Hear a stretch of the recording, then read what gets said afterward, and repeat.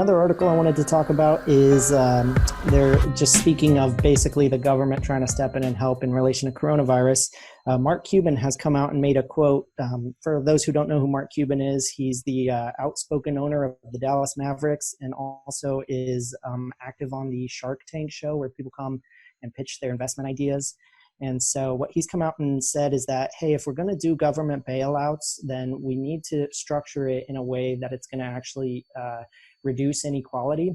And so his recommendation on sort of how we structure those types of deals is that we say that if the government is going to give people money, that if the government is going to give companies money, that those companies should not be able to use that money to buy back treasury stock because it doesn't serve as much of a purpose to the world other than just boosting those stocks' prices.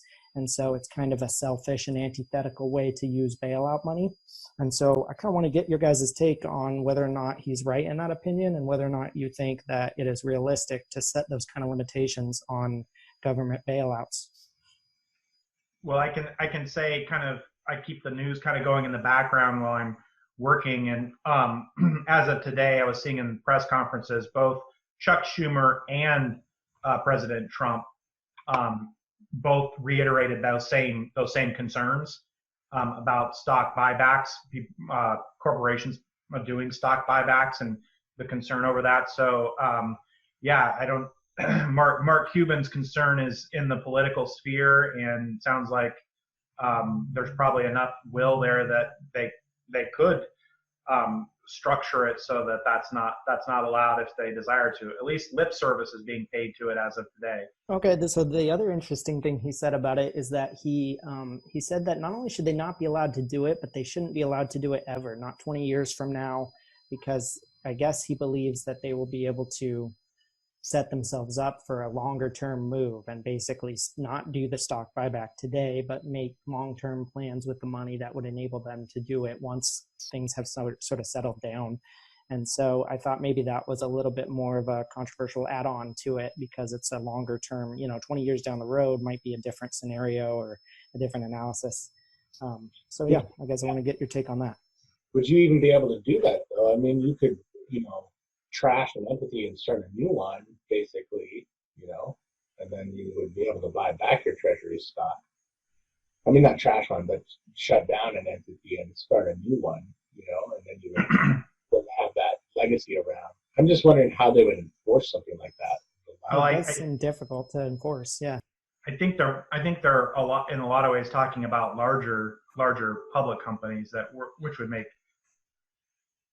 big maneuvers like that maybe less likely, but at the same time, you can see both sides of the issue. It's like, corporate planners have the resources and the strategists to take bailout money and sit on it and then use that for a buyback sometime later. So you can see that point, but then on the other side, it's like, well, so if you need a bailout and you take it now, you're signing away your ability to have a stock buyback in perpetuity. That that also seems like it seems like it will discourage a lot of companies from taking those buybacks or take buybacks. Discourage a lot of companies from taking the bailouts. I think the thought is we want to discourage companies from doing those buybacks with taxpayer money, but I think that if they're too extreme with the standard on it, they could, like a ban on any stock buyback ever in the future, they could definitely discourage people from taking needed money. And the thing you have to consider, the thing I always consider about corporate America is that the management, this is a cynical view of mine, but the management of corporate America, sometimes it is there's enough moral hazard in our system that sometimes it is kind of an all or nothing proposition for them. So if you're a corporate manager, a corporate CEO, the proposition for you might very well be, well, I need to have the stock buyback as a strategy in the future. So I would rather run this company nearly to the ground and take that risk right now so that I don't take government money, which means a lot of hurt for probably a lot of employees and people that we're trying to benefit. I might rather do that than take the government money if it means that I can't ever engage in a stock buyback in the future. So I think there are some there are some potentially weird outcomes if the regulations are too extreme. Well, you're up, AJ. What's the next article to share here? Oh, this one's a good one, actually. Charlie and I posted the same article without knowing it, so it must be a good one. This one is before the corona. That's labeled before the corona crash. Many big corporations booked the number one rule of personal finance, and what they're talking about is an operating reserve, and how a lot of corporations didn't have any kind of operating reserve in place. And it's one of the reasons why a lot of them need big bailouts right now, is because they weren't stashing cash away to cover 3 to 6 months of operating expenses. So I thought it was really interesting. It was something that I was thinking about before the article even came out, was I'm wondering why these companies, if they were financially savvy enough, that's kind of what I preach a lot in my nonprofit world, is coming up with, 3 to 6 months of operating expenses before you start thinking about, other investments, because in that world, the donations and the support can wane from year to year. It's really dependent on policy that's put in place, tax policy, whether or not the contributions are deductible. But it's one of the things I strongly preach. And I found it surprising that these big corporations were in the similar situation that many small nonprofits are, where they didn't have a financial safety net or an operating reserve.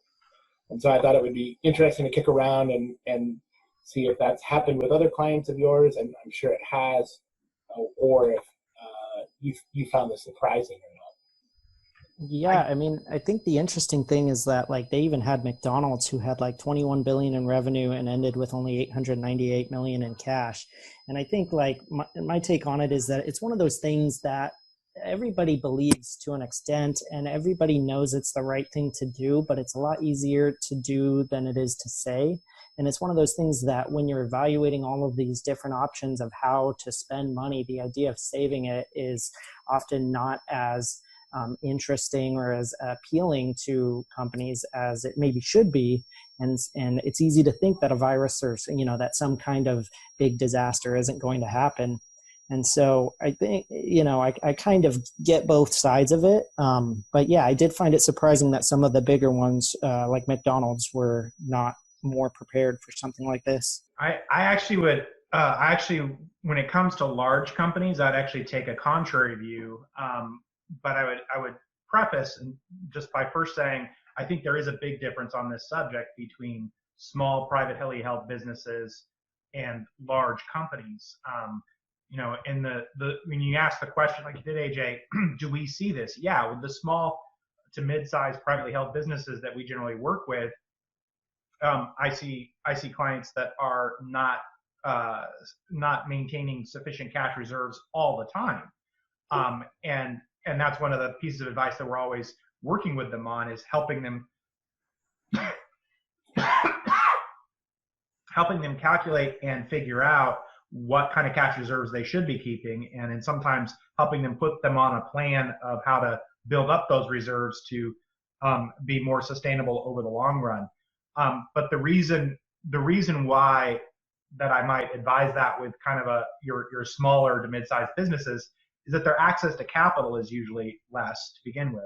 Their ability to raise capital is less, and they're and they have they kind of have a different way of impacting the overall economy. And so when you look at a large business, the reason why this article is a little bit surprising to me is that if you don't have to go back very far. If you go back at just a year or so, we had been saying it'd been kind of a common question in the business community of why are large companies sitting on cash, and that was actually more kind of a questionable issue and potentially symptomatic of a coming recession, because what you expect in an engaged and growing economy is that the large companies are spending their money on investments.